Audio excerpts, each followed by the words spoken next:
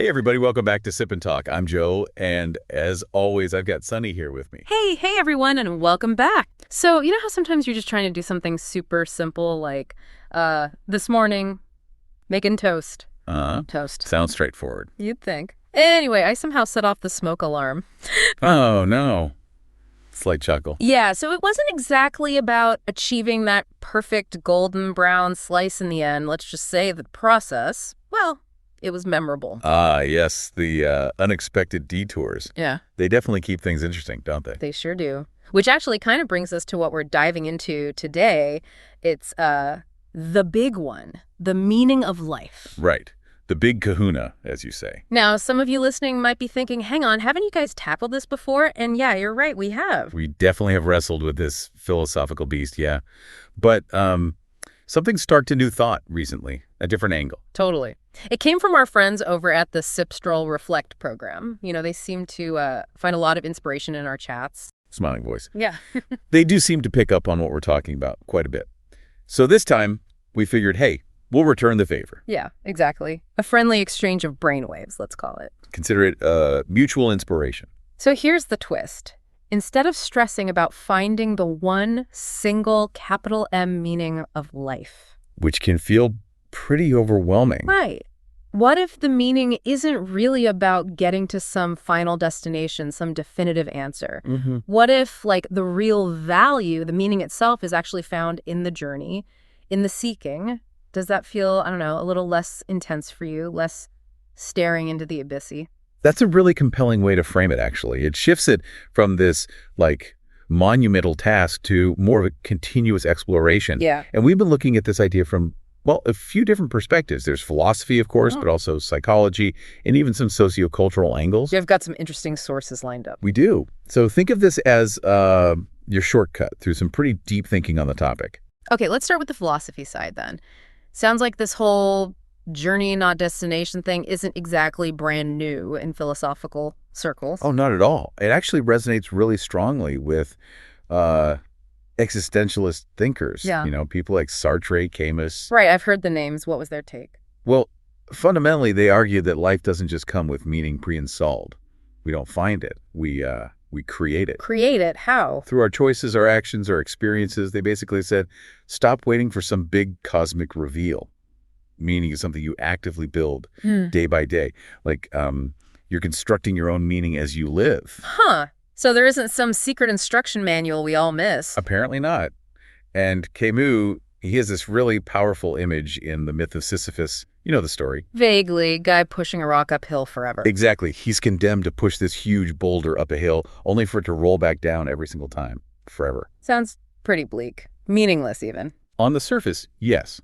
But Camus's point is that Sisyphus can actually find meaning in the struggle itself, in the conscious act of facing that absurd reality, in the effort, in the process of rolling the rock. So the meaning is in the rolling, not in ever getting the rock to stay at the top. Precisely. It's about embracing the process even when the outcome seems futile. Wow. Okay, that's surprisingly kind of empowering in a stark way. Oh, Okay, so that's the heavy philosophy. What about something maybe a bit more practical? You mentioned a book, The Power of Meaning. Yes, Emily Esfahani Smith. Her work builds on this idea of created meaning, but offers a more, let's say, actionable framework. Okay, I like actionable.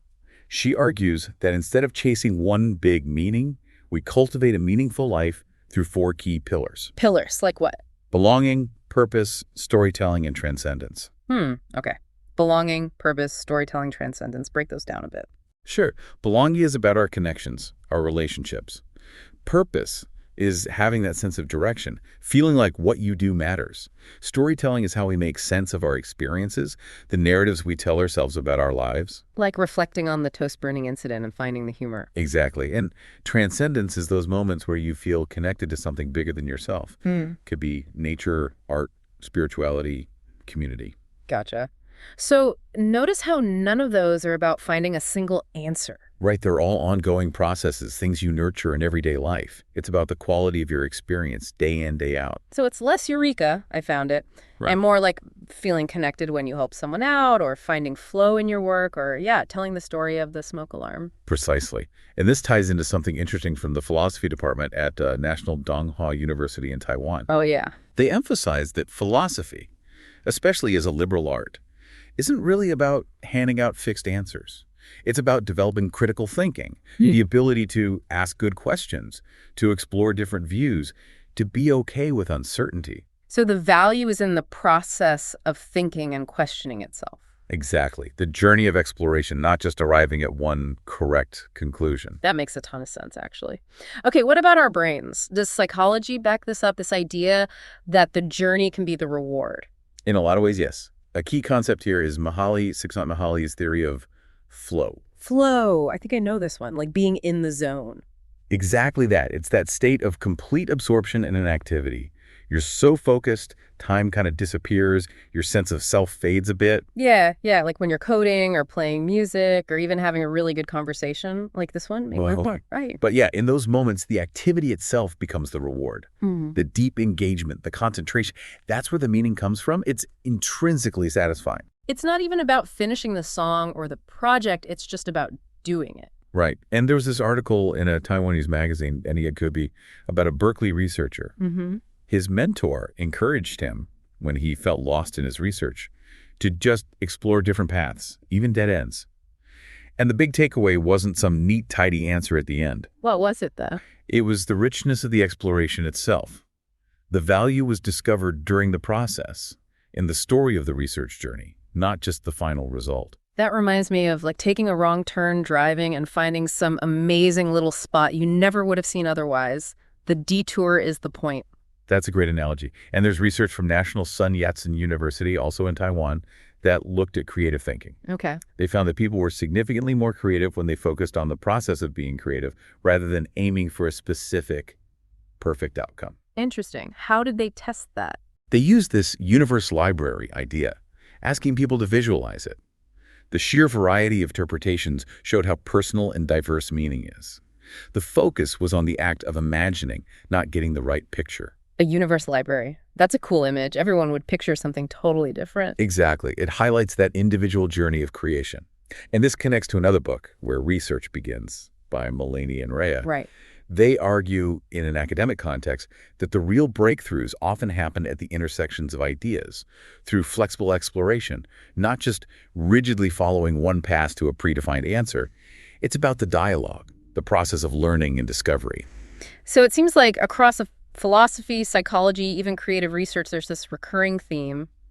The process matters, maybe even more than the end result. It certainly seems to be a strong thread. Okay, so let's zoom out a bit. How does this idea play out in society and culture, especially now? Things feel kind of uncertain a lot of the time. That's a great point. In a world that often feels unpredictable or chaotic, focusing on the process can actually provide a real sense of grounding. How so? Well, even if the big picture is fuzzy, you can find meaning in your immediate actions, in learning something new, in connecting with people, in your personal growth along the way. Like maybe you don't know where your career is ultimately heading, but you can focus on mastering a new skill right now. Exactly. And there's a cool example from the Shusheliao Learning and Research Education Center at National Jia University in Taiwan. Shusheliao, what do they do? They integrate ecological education with local culture and social responsibility. The emphasis is on hands-on learning, exploring the environment, connecting with the community's forestry heritage. It's not just about grades. So learning through doing, through exploring. Right. They even have this evening firefly party. It's about shared experience, connection, finding meaning together through that process. That sounds really lovely, actually, finding meaning in connection and shared experience. And it's fascinating to think about this in light of artificial intelligence, too. You know, the AI, like Sakana AI developing systems that can generate research papers. Yeah, that's kind of scary stuff. Are we becoming obsolete? Well, the conversation is shifting. The argument isn't necessarily that humans are obsolete, but that our unique value lies increasingly in the process. The creativity, the critical thinking, the reflection during the journey, stuff AI can't really replicate, not yet anyway. So the AI might spit out an answer, but it doesn't experience the aha moments or the struggle along the way. Precisely. The human element of exploration and interpretation remains key. And you even see this reflected in popular culture. There's a Taiwanese podcast, roughly Observations While Sipping. Okay. Their whole premise is finding philosophical insights in everyday activities, like having a drink or taking a walk. It's all about the process of mindful observation, finding meaning in the ordinary, ongoing flow of life. Finding philosophy over a coffee. I like that. But, okay, I have to ask, is there a catch? A downside to focusing so much on the journey? Are we just, like, supposed to give up on achieving things? That's a really important question. And yet, the sources do acknowledge nuances. Emily Asani Smith, for instance, emphasizes that while process is vital, that pillar of purpose, having a sense of direction, is also crucial for deep meaning. We still need goals. Right. And let's be honest, society often values results, doesn't it? It's hard to tell your boss, well, I didn't finish the project, but wow, the process was incredibly meaningful. Flight chuckle. Exactly. There's definitely a tension there, a balance to be struck. And you see this in tech, too. Research from Palo Alto Networks on AI vulnerabilities shows you can't just stop exploring. You need continuous testing, refinement, improvement. The process has to lead somewhere, eventually. Okay, so it's not about ditching goals or results entirely. It's more about appreciating the steps, finding value while you're striving, and maybe recognizing that even if you don't hit the exact target, the journey itself offered value, growth, learning. That sums it up beautifully. It's about finding the richness in the striving, the learning, the connecting. And in a complex world, maybe that's where the most sustainable meaning lies, in embracing the exploration, fostering belonging, experiencing growth along the way. That feels more achievable somehow, more human. So for everyone listening, how can we actually, do this, put this idea into practice? Well, based on the sources, there are some practical things. On a personal level, maybe try journaling, or just consciously sharing your experiences, your stories with people.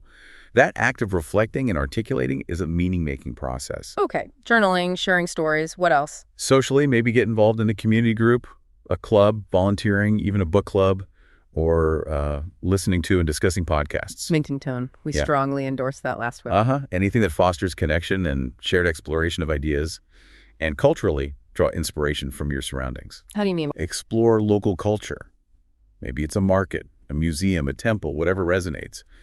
Or travel, experience different ways of living. It's all about finding meaning through active engagement with the world around you, through that process of discovery.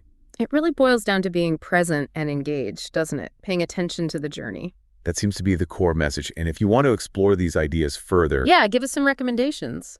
Okay, definitely Emily Asani Smith's book, The Power of Meaning, for that practical framework. For anyone interested in research or just personal exploration, Where Research Begins by Mulaney and Rhea is excellent. Got it. And for a really engaging deep dive into philosophy itself, Peter Adamson's podcast, History of Philosophy Without Any Gaps, is fantastic. It really embodies that spirit of exploration. Awesome, thanks.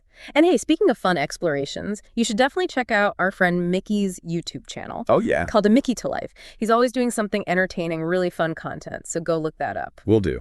And, of course, if you enjoyed this deep dive, please subscribe to Sip and Talk. We love having you here for the conversation. We really do. And hey, while you're hitting subscribe, why not show some love to the Sip, Stroll, Reflect podcast, too? Absolutely. Give them a listen. They do great work over there, even if, they might occasionally borrow an idea or two from... Just kidding, mostly. Smiling voice. All right, so as we wrap up, here's something to think about. Lay it on us. What's one time recently where the journey, the actual process you went through, maybe taught you something more valuable or felt more significant than the specific outcome you were aiming for? That's a good one to mull over. Think about that, everyone. Until next time, keep exploring.